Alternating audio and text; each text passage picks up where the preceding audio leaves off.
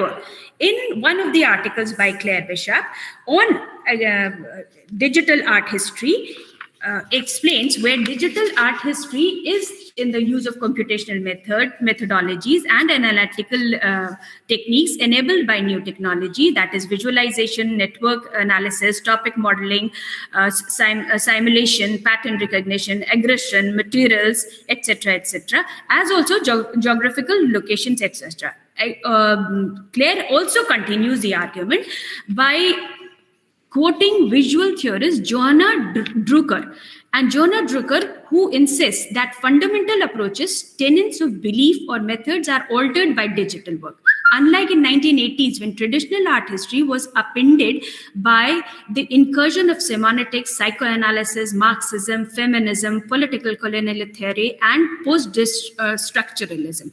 Drucker Bishop believes that the future digital database will foster novel investigation to the colonial works and envisions that digital art history would synthesize, coalesce to the digital technologies, network analysis, cynosourships. Claire cites an example to support the argument where she says that the Western manuscript illumination and Renaissance painting, which would situate a work like Van Eyck's Arnolfini wedding in relation to global systems of trade and economic value. Now, this was digital art history. And coming to the next slide, I would say that in addition to this, the academic discipline explores the connects between the automated technologies and the culture. The assimilation of two disciplines endorses a debate between creative and humanistic studies, which is vital to the academics of creative and critical studies. Digital art is a highly integrated practice combining strong theoretical frameworks with specific arts of making in graphic design, digital photography, digital video, and audio editing, web designing, 2D, animation, digital writing, and mobile application development. Besides this, many designers and artists employed the mechanical tools and analog also in a manner development. And this, many designers and artists employed mechanical tools and computers in 1950s, and I insist, in a manner that can be perceived as a catalyst to the work of the early digital pioneers. Next, in 1960s, so artists and scientists experiment generously with the innovative and creative potential and possibilities of the computer. Early computer artists experimented with the possibilities of arranging both form and color in a logical fashion. Now here I would like to show an image of Frederick Nake's painting, which is one of the example which he did. He was a mathematician, and Nake took this inspiration from an oil painting by Paul Klee, and it is entitled High Roads and By Roads. And in this collection of, it is in Ludwig Museum, Cologne, and originally he was a mathematician, as I told you earlier. Nake developed interest in the affiliation between the vertical and the horizontal elements of Klee's paintings. Then Nake succeeded to explain the logic behind to create visually exciting structures to determine the relationship between forms. Then there is one more painting, and this is by Leon Harmon and Ken Knowlton. And this is Studies in Perception, 1967, and which is called Nude. It is titled Nude. And this is a painting which in one of the exhibitions, which Robert Rauschenberg attended, and he insisted that this painting should be placed in front, behind his back, so that he insisted that the art of future and computer code is the new artistic material, and saying nobody now wants to paint rotten oranges anymore. So this is the change that was brought in by the digital art history. Then Hina ma'am, yes, we will request you to wind up.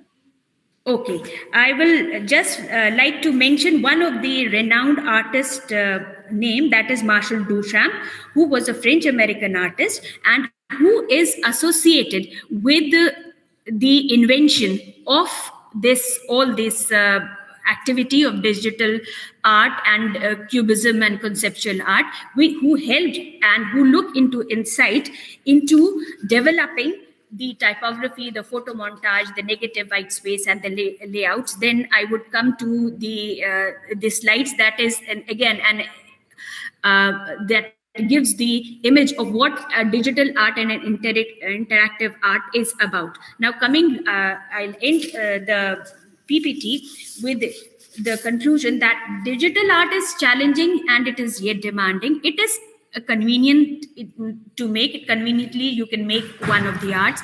Then it has the potential that can lead to, but it can be dangerous. Like it can lead to creative paralysis. Then there are some technical difficulties to it also, like we can have some incompatible files. Can be some issues on hardware. Then how to conserve and preserve that form of art. Therefore, human touch is necessary for that, and the flexibility should be there to understand and handle some situations. Also, the prospects of creativity and imagination are nevertheless going to end. So we have to think in terms today in this world, we have to think in terms of digital art, but not losing any contact with the traditional arts also. With that, I end my PPT and my presentations. Thank you. Mm. Thank you so much, Dr. Hina. I must tell you that you have covered many aspects in very short span of time. So overall, this is very good PPT. What I feel. Thank you. Thank you so much. Thank you, ma'am. Ma'am, any questions? No, no question paper, and your presentation was also good. That's okay. Thank you so much, ma'am. Thank you, ma'am.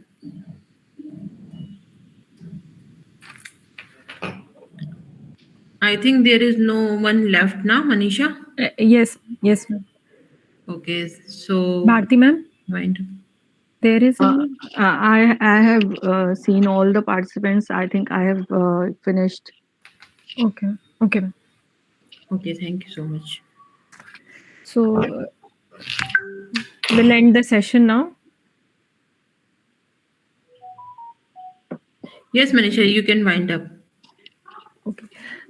Thank you, everyone, for this patience listening. Thank you so much.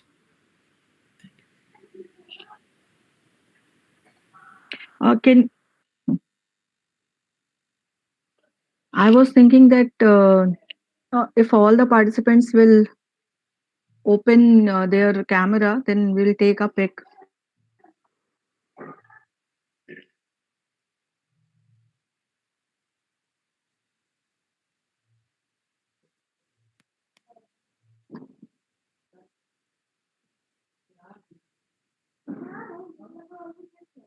Okay.